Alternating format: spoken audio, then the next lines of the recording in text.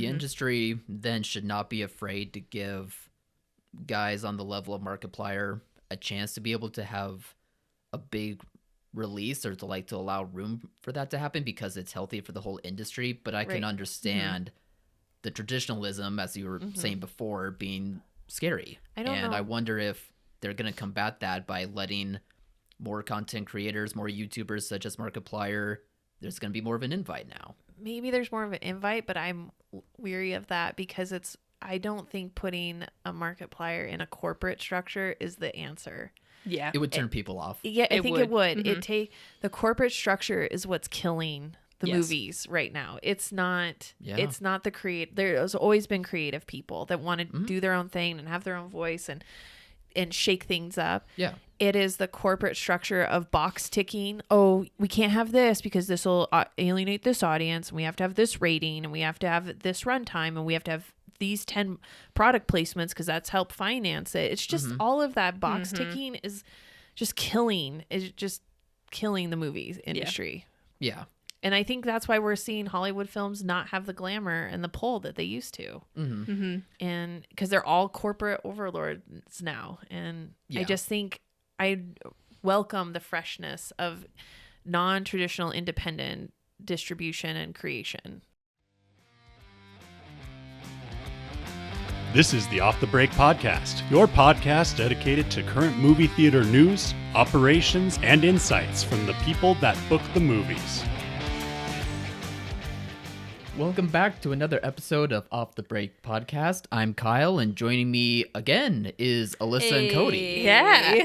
After we were just saying 2 weeks ago that we never come on as a pair on our trio.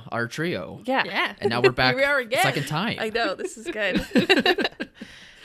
Well, I think we at least kick things off by mentioning the big release of the weekend, which was Iron Lung, pulling in that 18 million opening number. What a journey this booking, this film in particular, has been, because it came to our attention because our theaters were flooded in their emails in the contact us forms about this weird movie, and are like, oh, this is spam. This isn't anything. If it was a real movie, it would be on the release calendar. It would be in our sources. There would be a distributor. It would be a distributor we recognize the name of. Right. And it just snowballed. And so we're like, okay, well, it's not spam. We've got to take this more seriously. And so luckily we were on it. And we tracked down the distributor, and we had it booked right away, like from that weekend when it launched and the emails started coming in, because it was across the country, and we're like, there's no way all these little teeny theaters could be spammed across the country like this. Sure. And why target movie theaters? Like, it was so it was like, okay, no conspiracy theories here. This is a real thing. Yeah. And so we got it, and so we were aware of it and knew of it, and then obviously that hinted at the power that this YouTuber had. Markiplier. Yeah. Who I had never heard of. And I felt like such an old person being like, what? This YouTube guy? Like, I mean, I kind of get it, because I was growing up in that YouTube era, and even he was a guy that I just didn't follow. Yeah. I was like, is it a Mr. Beast guy? Like, I recognize that one. No, he's a much better dude, I would say, than Mr. Beast. Yeah. So you just got to put your personal kind of weird stuff aside and be like, all right, how are we going to support this and support the theaters? And it did. It really did good. And I think it freaked out the industry in a way, because it just showed you could bypass all of the traditional industry distribution as long as you had a person marketing it, like somebody with the reach. And I think, if anything, this shows me is that the major studios don't know how to market anymore, and they can't reach their audience, and they're not reaching their audience. Whereas this guy reached his audience and got them and pulled to, them in. and activated them to purchase. And so those are the kind of things I'm taking away from this, because it's not a great film. But it should not do as well as it did. So for me, my question was, yes, I believe in him for doing a great job at pulling in his audience and his demographic, but I always thought that you should still go the extra mile to do the traditional marketing, or even untraditional in the terms of like the digital era that we're in and how things are marketed now, that it didn't seem like he was even doing that to like the people outside of his bubble. Right. But it sounds like you're saying like that was a good plan and a good strategy. I think it was for him.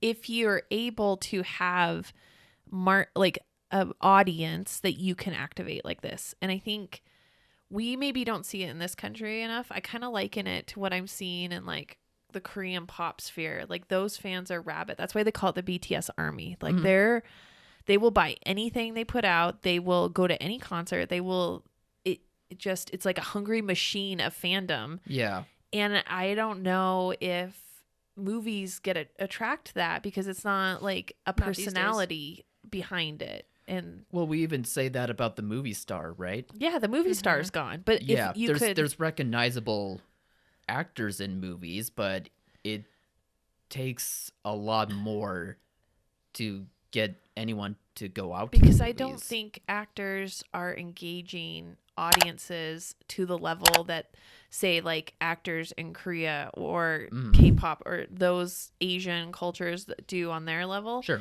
And what content creators are starting to do now, where they create an audience and cultivate it, engage with it almost 24 hours a day. Like it is a hungry fandom machine that they are feeding. Yeah. But they're just, and then they feed it with different things like, hey, you liked my streaming, you like my merch, check out this movie I've made. Like they can parlay that into other things, other pieces of media that then the fandom machine can consume.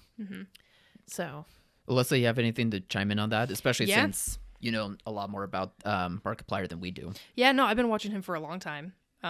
Really since like 2012 era, kind of when Five Nights at Freddy's really took off and he really took off. So it was really cool to see this project because he's done other stuff on YouTube and like not films necessarily, but film-esque type things. And so to have this project's been in the work for a couple of years now, so it was really cool to see the trailer come out and then hear everybody be excited, our theaters be excited about it and saying, oh my God, we have requests for this thing. I was like, oh my gosh, yes, please do. Because this, like you were saying, this is just a totally different audience. Like these aren't, yeah, sure, they're usual movie-going people, but it's a whole nother level with YouTube, with video games tied into it too, especially with, I mean, you guys know me, huge proponent of video games, and especially coming into now more films, more content in that regard. And so this was just naturally, I figured would be big. This big is so cool. Yeah. On my side of things, it's so cool. But it was also people bringing, because I kind of wondered about even like normal theater audience probably wouldn't go see this movie, right? Yeah. But even if you like horror, it was like, oh, here's a new horror thing. Like, okay, one of my best friends who loves horror had no idea about the movie, did know about Markiplier, but he went with his brother-in-law and was like, whoa, that was a trip. Yeah. Yeah. And still was like, oh, that was good. And so it was cool to see a totally go in blind fan who still enjoyed it. And I do think this week, word of mouth will keep it. You know, when I first went into it, I was like, I'm not really sure what this thing is because I had no clue about the video game tie-in or the YouTube guy. So I was like, I'm going to commit a showtime to this each day of the weekend. And depending upon how it does, I can always add more shows. Which is such a great way to go into it too. Right. Like you're hedging your bet a little bit, but then we can go in and add more shows. And then I thought, okay, I committed a little bit more after the buzz started kind of gaining. And I was like, it probably won't get a week 2. It probably is just very front loaded. These are probably just his core fans going to this.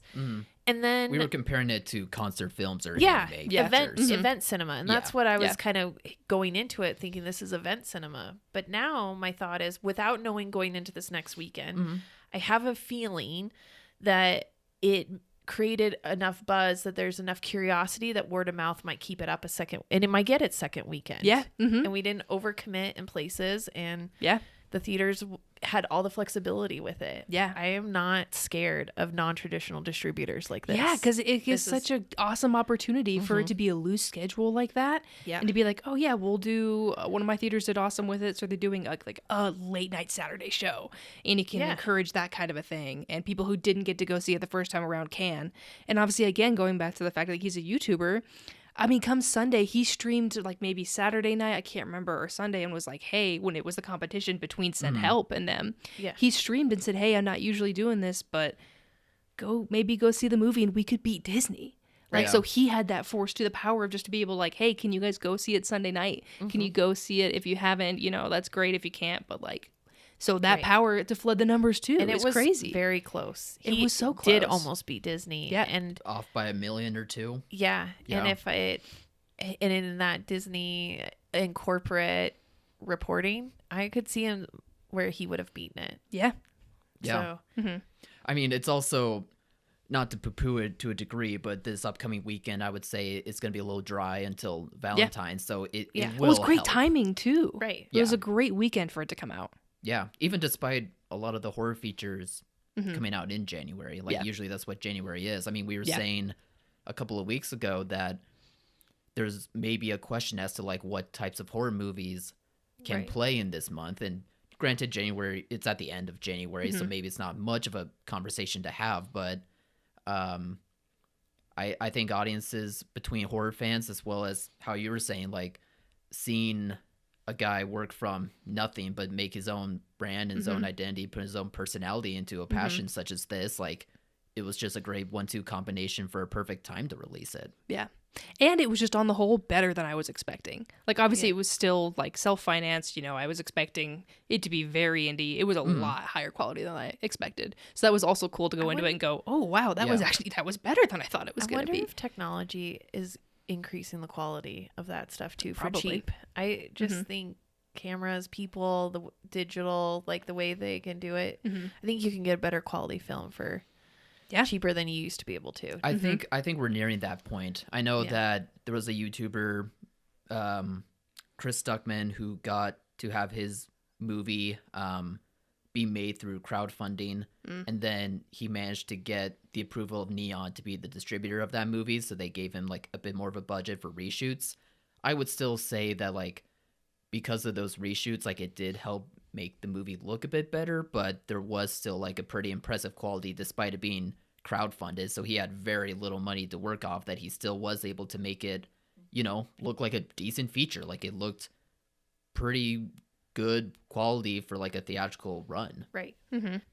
I just think it's stuff like this that brings faith back, at least for me. Not that I ever doubt the end all be all, oh, movie theaters are going out, you know, Yeah, that's not stuff gonna like happen. this brings it back. It's just a different way. It's a new avenue. It's adjusting Different for audience. the times, different audience. The people are there. Yeah. It's just we got to do different content. You got to try different things. And you got to engage audience at them. Yeah. You know, and it's an engagement that cultivates over time. It's not a like throw a bone out there to these people and be like, oh, there's a movie coming Here's out. your crumbs. Here's your crumbs. This is what you get. Yeah. No, this is like, you know, nurturing them through a process, and then the payoff is their engagement at the end. The industry then should not be afraid to give guys on the level of Markiplier a chance to be able to have a big release, or to allow room for that to happen, because it's healthy for the whole industry. But I can understand the traditionalism, as you were saying before, being scary. I don't know. I wonder if they're going to combat that by letting more content creators, more YouTubers such as Markiplier, there's going to be more of an invite now. Maybe there's more of an invite, but I'm weary of that because I don't think putting a Markiplier in a corporate structure is the answer. Yeah. It would turn people off. Yeah, I think it would. Mm-hmm. The corporate structure is what's killing the movies right now. It's not the create. There's always been creative people that want to do their own thing and have their own voice and shake things up. Yeah. It is the corporate structure of box ticking. Oh, we can't have this because this will alienate this audience, and we have to have this rating, and we have to have this runtime, and we have to have these 10 product placements because that's help finance it. It's just all of that box ticking is just killing the movies industry. Yeah. And I think that's why we're seeing Hollywood films not have the glamour and the pull that they used to. And because they're all corporate overlords now. And I just think I welcome the freshness of non-traditional independent distribution and creation. And I think they are going to offer the most flexibility, because this film also wouldn't have gotten its dates if it had the traditional 2-week minimum, full show schedule, and a guarantee on the money side for it. The fact that it was so flexible, give it a show, give it 3 shows, give it a full schedule, whatever you want to do, and you don't have to give it a second week, and we're not going to charge you a minimum. Like, it takes all the risk out of it for the theater. And now, and then the theaters are smart. They will support movies. They're not out there to ruin a movie if it's making business, because you want to support butts and seats, and that's what they're there for. Absolutely. Alyssa, did you have any other things to speak on with Iron Lung? No, I mean, that's it. Watched it. Did watch it. It was good. It's proud moment. It was really cool to support so independent, and somebody who we've been watching who's given me hours of entertainment for a long time. Was really cool to support that. So it was exciting. It was cool. Yeah. That's the pattern that I think will be interesting. How many more, if they want to make movies, can follow that same cycle and still have that same like authenticity to what they're making and have that same type of support. Yeah, that's a gift. I think authenticity is a really good way to put it. Yeah. Because that's what it is. It's, you know who he is for those who watch him, and you know he's passionate about stuff, and here's this, and yeah, being authentic is really important. Yeah. So should we talk about release changes? Yeah. Sponsored by Sony. Sponsored by Sony. Welcome back, guys. Yeah. We missed partnering with you. Yeah. I don't know if you know this, Alyssa, but we were doing the podcast during the COVID years, and every episode something moved, something changed. Oh my gosh. And a lot of it became Sony features, so much so that it literally just became a segment of the show where it was the release changes segment. Sponsored by Sony Pictures. No. As much as we love people working there, there's a trend. Yeah. Dang it, guys. Come on. And they're back in style. So how about we kick off with Sony, because they pushed back The Breadwinner, which is the Nate Bargatze family comedy that was supposed to be released in March 13th, but now it's being pushed all the way back to May 29th. Yes. So Sony is saying that they have pushed it back to coincide with the end of his sold-out comedy tour. And I went to a show on this comedy tour. Just recently, yeah. Yeah, just recently. And it's fun. And he is promoting Breadwinner there. At the time when we went, this was like 3 weeks ago, they only had a trailer, and I was disappointed because they didn't have any merch. Like, there were no Breadwinner one sheet posters you could buy. Why not? He has a whole merch stand and can't buy one sheets from him. That's strange.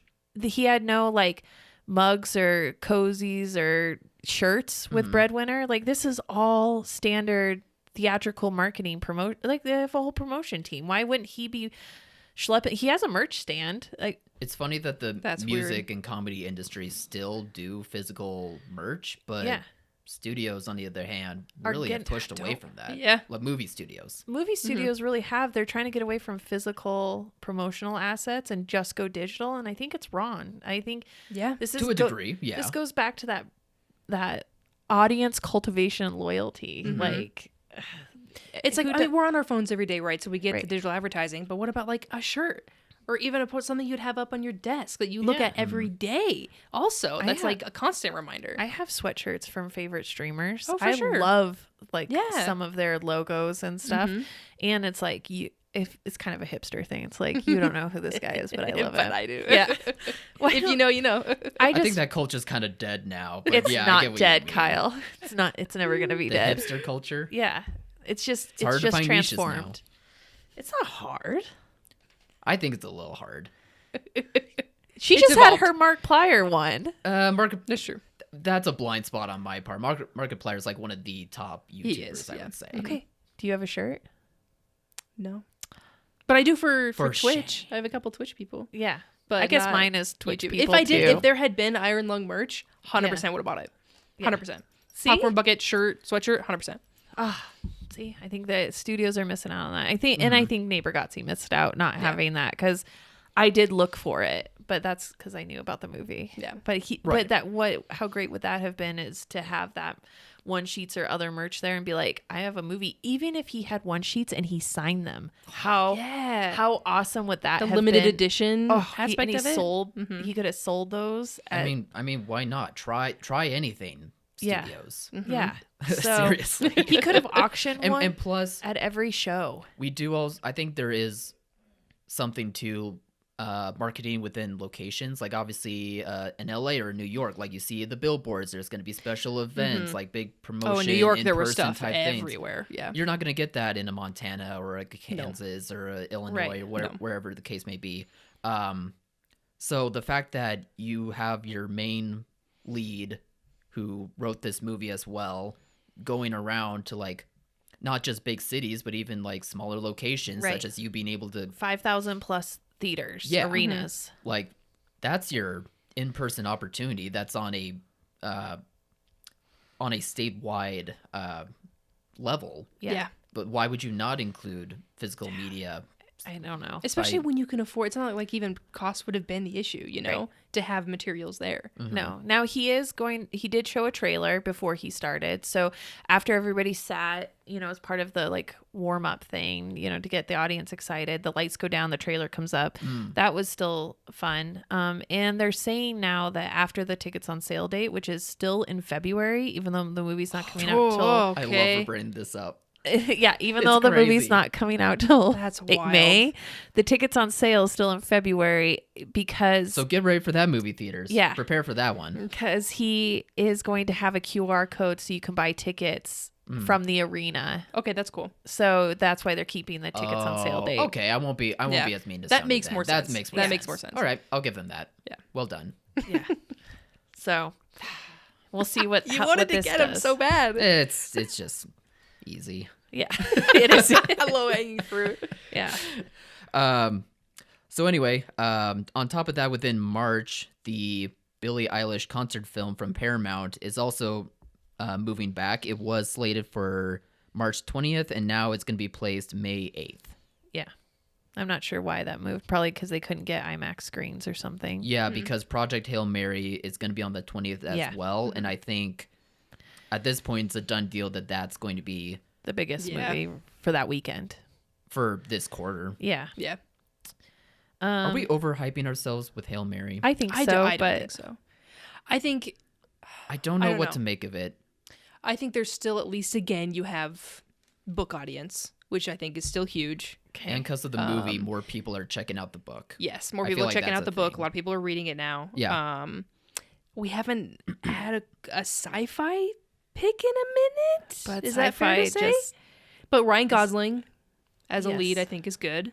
But is he the lead that will bring in a ton of people? I don't know anymore. I had faith in the Fall Guy, and it didn't happen. Yeah. Yeah. I've seen it. I think he's too old, and I don't think I think he's a good supporting or actor. I don't think he's like lead against a female or something. I'm not sure that he's by himself. He's like the epitome of like the movie star that doesn't have the massive opening. I think maybe The Notebook could be like his the one that had like his movie ever. Maybe Crazy Stupid Love, but he's a supporting character. Yeah. But like Blade Runner, Fall Guy, La La Land, kind of random. Yeah, but kind that was of a different such vein. an LA like crowd movie, like LA, New York. It was not middle of the country, and it did grow over time because of like the Oscars of it all. Yeah. No, that's fair. And it's a great movie. Like it's such a strange thing with Ryan Gosling. I mean, the movie does look excellent. It does look really cool. I think it being like a popular book and people seemingly are interested in the book is helping things, but I don't know. It's going to be interesting. I'm really curious. He doesn't have a huge social media presence, and so I'm not sure he is able to introduce himself to newer audiences. Yeah. So but I feel like the marketing's been good. I feel like I've been seeing it everywhere. There's going to be a Super Bowl trailer. Yeah. That'll be good too. That'll be good. I just worry that he's aging with his audience and not growing it because he's not engaging his audience where they are at. And that's like him. That's always he's a very private person. It's always been his personality. He's not like a flashy, outgoing guy. Charming, but not flashy, outgoing. So that's an interesting point because I would say like Leonardo DiCaprio is a similar type of beast. Yeah. But I would say one battle after another, like he was playing ball with like the different strategies of marketing there. Like the movie being associated with Fortnite, he was on like many podcast interviews rather than like late night shows. Because he dates 20-year-olds, so he's aware of what it all is. I mean, that helps. It helps. It's a factor. He's connecting to that audience in a different way. But like he is doing the thing. Yeah. I don't know if Gosling's going to do the thing for Project Hail Mary. Maybe Star Wars. Star Wars. Right. Oh, true. Star Wars could happen for that, but probably should start with Hail Mary though. Yeah. No. But besides High that, hopes, but besides that though, the Billie Eilish concert thing, I think you're right. Like it is just has to do with the IMAX, and they're seeing that Amazon's going to be going big, and I also don't know what to make of this concert film performing well regardless of where it's placed. I mean, a Grammy helps, but She's huge. Yeah. Like she is one of the And top having musicians. James Cameron directs it adds that curiosity factor that people want to see. Maybe. Yeah. But I just think it's a concert movie. It's not. it'll be cool that it's not Taylor Swift though. It's Like it's not somebody else. Yeah, but it's not True. a regular run. And Taylor Yeah. just knew what she was. She was just a concert movie. Yeah. It wasn't a full week. It wasn't 2-week commitment with full schedules. I think they're going about this thing all wrong on that, because I don't want to commit that much time to her. I just don't see enough audience for that for 2 full weeks, full run of schedules. That's a lot. Yeah, that's fair. But a weekend or, you know, like a couple days or one show a day. It would be great. Yeah. Then it feels like an event. And then it felt like I could fill that auditorium that one time. I feel like the opening weekend pop will be worth it, but you're right though. There can't be a commitment beyond that, as you're describing. They're treating it like a regular movie, and it's not. Well, around that same time, Ready or Not 2 was originally slated for March 27th, but is going to move up a week to that March 20th date. It's already causing issues with PLF. Disney is, you know. I don't know why they're worrying about the PLF for Ready or Not 2 then. Yeah. It's not that type of movie. I mean, They can be, but it'll look great, like it's nice, but Yeah. I don't think you want to fight Amazon and Project Hail Mary. I mean, I No. know you're Disney, like you want to be the winner, but come on. it's Ready or Not 2. I don't know. Like for a it's, sequel that nobody was asking for. Yeah. yeah, and this is a sequel for a movie that's 10 years, almost It's 10 been a years in the minute, yeah. making. I mean, I really like that movie. I always champion fun. that one, but Yeah. such a strange reason to move it around. I don't know. Yeah. But the final one is the Super Mario Bros. Movie becoming a Wednesday opening. So instead of April 3rd, it's April Fool's Day, 1st of April.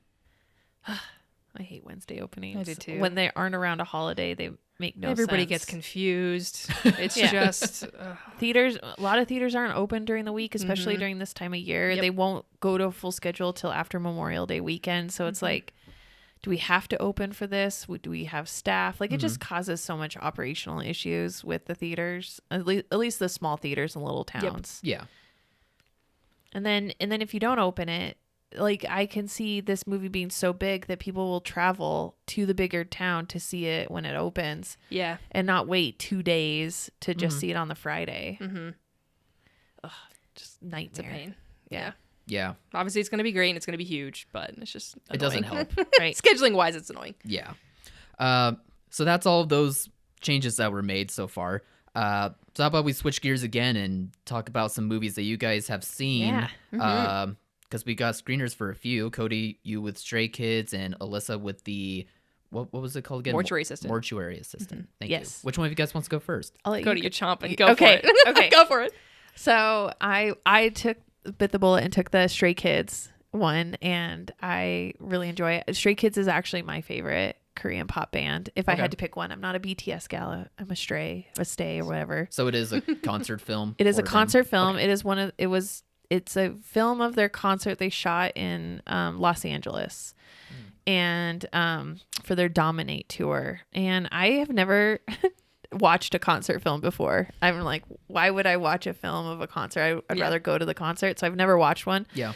But I knew I would never go to one of these. So I don't know if I could ever get tickets. Yeah. And it would never be here. So where I'm at. So I watched it, and I just had more thoughts about concert films in general than anything specific about this one. This one's fun, and it does great. I recognized a couple of the songs. Like, I think that was good. I didn't like, just as a side note in general, when they pan to the crowd. I don't want to see the fans in the crowd crying. Or, well, you said they did it a lot. They did. Right? They do it a lot, and and Stray Kids is known for like their dance moves, and so it's like, why are we going away from the dance scene to watch like screaming girls? And like, I just don't want annoying. That at all. Yeah. So I was very annoyed by that, and that's not their fault. I think that's just normal concert footage. That's what I was gonna say. Like, maybe that is like a common thing, kind of like how stand-up specials, they do cut the audience right. to watch Like them you laugh. want to give them the idea that they're doing a good job, because you don't.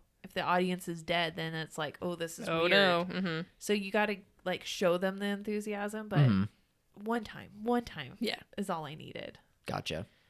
So otherwise, it was good, and it went quick, and it was a fun concert. You got to see one of your favorite bands. I did. Technically. Technically, in a concert. Yeah.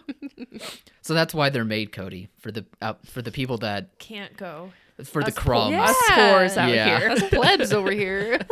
The poors of the world. I only get it in movie theater concert. So that one has already been released. Alyssa with Mortuary Assistant, has that been released yet? No, I don't believe it has. Unfortunately, it's coming up. Oh, they did an IMAX week run, and then it's going to regular theaters this Friday. Friday. Yeah. Right. Okay, my bad. But Mortuary Assistant is the 13th. So it's a rough way. It's February. Yep. So again, the Busy timing weekend. sucks because it's a busy weekend. And they picked it because it's Friday the 13th. Yes. But it is Valentine's Stacked. weekend, and it's Yes. so stacked. Yes. So it's tough because this would be a good, like, to ride the coattails of Iron Lung for another popular horror game. It was an awesome game. Oh, yeah. Turned movie. So if people loved the horror and the video game-ness of Iron Lung, I would recommend putting it if it's available to do for a couple shows. I can't remember if that is going to be the case or not. But yeah, no, popular horror game that had a really fun twist. You think it's just going to be somebody who's working at a mortuary, which is half true, and then some fun, unexpected stuff happens, and it takes a fun twist rather than just like, oh, it's just dead people coming to life. It's more than that, which is cool. So I really liked it. I thought they did a great job from the game. Set's cool, makeup's cool. It was a lot of fun. Hour and a half, so it's not too long of a commitment. Yeah. It's just a really bad release. It's just a really bad weekend. Yeah. A smart weekend, because yes, capturing a Friday the 13th is always a smart move. Yes. Yeah. Terrible weekend that it's Valentine's. Yes. And there's so many, like Wuthering Heights and Solo Mio are going to take over. Yeah. But no, so I mean, worth it if you want to. If people had similar to Iron Lung, I think this is a great one to try and fit into. Nice. But nice. Obviously, it doesn't have Markiplier pushing it, but the game was really popular and was really good. So yeah, nice touch on like the location of it and the role that the main character seems to play. Like him working with dead bodies, pretty much. Like that makes sense. It's definitely body horror too. Like, I mean, they are cutting up cadavers, so it's definitely rated R. But nice. But it was good. All right. How about one more movie to talk about? A League of Their Own, which was Alyssa's popcorn bucket pick. Yeah. Loved it. It had been a long time since I'd seen it, and Austin had never seen it. So we watched it, and it was just a great time. It was just a fun movie. All the cast and the characters were great. Music slaps it goes so much harder than it ever should, but it's Hans Zimmer, which is amazing. It was just a fun time. The music is... That Hans Zimmer optimistic music is always nice to have. Like I was scrolling randomly, and there's a movie account that I follow, and they were highlighting like the music in Twister, which he did the music on. I think it was him. And it's just, it's constant of older movies that I watched. I'm like, God, why is this music so good? And then it'll be Hans Zimmer. Like, of course. That definitely helps. But there is like an optimism about like those scores back then, and same for League of Their Own has that. Anyway, I kind of interrupted, so please keep going. No, that's what I had. I love the dialogue in it. There are some great one-liners. It's snappy. We were just laughing out loud constantly. Oh my gosh. Pickle tickle. I gotta go home and give the wife a pickle tickle. And that killed Austin. Oh my God. Killed him for like 5 minutes. Love it's in those 10 minutes. He's not in the movie ever again, but he so takes good, a hold of it. So good my in his God. in his time. Yeah. Yes. Yeah. He had some great one-liners. There was just other stuff that was the May character. The things, her sassy attitude. I loved. And really, her wing woman, I guess, with Rosie. It's just legendary. So good. It was a really good pairing. Yeah, the cast was excellent. The only issue I had was I don't like the younger sister Kit. I find her, I don't know if it's the actress or the character, but that whiny, I'm in your shadow, I can't do what I want because you're so good attitude. I hate that. I mean, you told us that she's the same actress from Point Blank, And I who didn't you like. also dislike. So Yeah. maybe there's something to it, but it also was surprising that character does too good of a job at the role that they're playing. I think that it was a good angle to show two sisters that like love and respect each other, but at the same time there is like a competitiveness, especially with living in the shadow of an older sibling. It's a pretty relatable thing. Yeah. But there was something about the actress just doing, I think, too good of a job at it that like by the end of the movie, when she has her victory on the opposing team of everyone else's, you're like, I get what you're doing. It probably does work in a lot of sports movies for like the underdog story of it all, but even still, it's like, I don't feel anything from it. I was don't. watching it with my boys, and they were disappointed because you go through this emotional journey with the Peaches team, Yeah.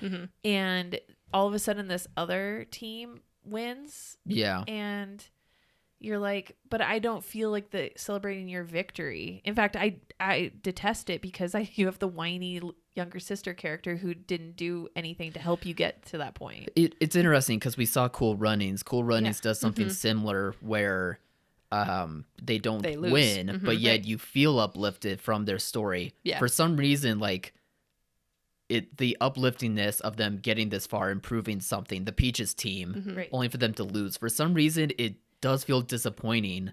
Because they Despite lost. seeing the other team win and seeing them all win in a sense, because they proved like, hey, women's baseball can be like worthwhile. Yeah. I think it's But, because yeah. they lost because it was the sister versus sister. Yeah. Yeah. And the younger sister who was whiny the whole time, who maybe Too good of a job. had Yeah. talent of her own, but her attitude sucked and she didn't improve herself Yeah. Yeah. ever. She just wanted the spotlight without the hard work to improve herself. I think it could Yeah. have been cool if they had kind of met a happy medium and she finally hits a high ball. Yeah. And you're like, oh, dang. And she like goes and then maybe, she gets her home run, but she gets out, so they don't win. Right. But it was still a victory of like, oh, she still did what she didn't think was possible. and she nearly got him. And she to the nearly end. got it. So like, okay, next time I got you. Yeah. Like that would have been, I think, a better better ending. Because then everybody wins and it feels just, Yeah. it feels better. Well, what you're describing happens for 2/3 of this movie, for them becoming Yeah. a team, for them proving doubters, and the filming of the baseball is also done very well, but you feel that throughout it, only for that last third to not quite hit that mark that it's supposed to be. Yeah. Although I think the relationship with the sisters at the end of the movie still has like a very emotionally powerful force and meaning behind it, but even still, like for the aspect of like it being a sports movie, like it just gets undercut. It though. makes you feel like the older sister sacrificed her whole team just so her younger sister. Oh, could be in that's the what it felt spotlight. like. That's what I couldn't get Okay. over. I was like, Yeah. okay, but the whole team lost because she wouldn't have let go of that ball. Because she was just crying. saying. Yeah, she was crying in the dugout. Like, Right. Yes. Ugh. Yeah. So and you then guys think never she? played again. Like, Oh, she threw that 100%. Oh, okay. Yeah. She okay. threw that. She wouldn't have let that. It ball wasn't go. that hard of a hit. No. And she's so cutthroat because she goes up to the pitcher and says, "Throw high." She's gonna hit him, or she's Yeah. gonna miss because she wants to hit him. yeah. Cutthroat. And then she gets her one. And Yeah. I agree. No. That's why the ending doesn't feel right. Okay. No. It's not satisfactory. Because it focused on the sisters and it didn't focus on the team. Yeah. At the tail And so end, it for didn't sure. feel like a wholesome ending because it felt like it was just about them two and not about the whole team. Yeah. Which, sure, you can argue that's what the movie's about, but I don't know. This movie is a great ensemble piece as well, which Yes. helps for any sports movie, for any team movie. Yeah. But like we were saying, with all like the pairings that were done between the actors, all like the underdog characters that got to have like their moments, some really quirky characters as well. Tom Hanks almost becomes an afterthought, but he still does a great job. Yeah. A little surprising because this is his rise in his career, and it's kind of that movie star thing that was happening back in the day where I'm the movie star. It doesn't matter whether I'm a likable character or not. Like, people will go for him, but they'll be surprised by everyone else. Yeah. It was fun to see him in a role like that, too. Yeah. But so, and nothing to add. It was a nice watch, and I didn't watch it fast, although I did make dinner during it, so I we'll take it. Well, so honestly, that's a W. We're going to take it. Yeah. No, the 2 hours of it is surprising for this type of movie, but the pacing's really well. And just really great mixture of tones and storylines. Yeah, I'm really glad I got to watch it finally. That was a very great pick. Okay. And now it's time for Alyssa to pick the next one. The next one. Oh, we still got a few, don't we? Yeah. Yeah, I think only 3 of us have done one. Yeah. Warrior. Oh, that's Ken's pick. Yeah. The Tom Hardy movie. Oh. Boxing, right? It's so good. I haven't watched it in a minute. It's excellent. It's rough. It's just you're not my excited kind of for movie. this. Yeah. No, it's rough, and it coming. really bogs down in like some really sad family dilemma stuff, but the fighting in it is so good. Okay. Tom Hardy is so Oh, good. God, I love Tom Hardy. Yeah, Joel Edgerton, I think, plays his brother. Yeah. Ooh, okay. Yeah, it's a great supporting role. Awesome. Yeah, I give the thumbs up for it, Ken. Great job, but It's a man pick. it is. It is. We will debate if it's a sports movie or not. Oh, It's a sports movie. Why do We'll you have not to think? Okay, well, yeah, we'll save that for next time. Yeah. Okay. But yeah, that wraps up this episode. Anything else that we should add on before we get out of here? Nah, we're getting into the thick of it. We're getting into Oh my gosh, next week. release time next week. Yeah. Yeah. What next week for that Valentine's is going to I'm be so excited. packed. We'll probably do a breakdown of it on next week's episode, along with some other things. So we'll be back for a new episode then, obviously. All right. Have a good weekend. Bye, everyone.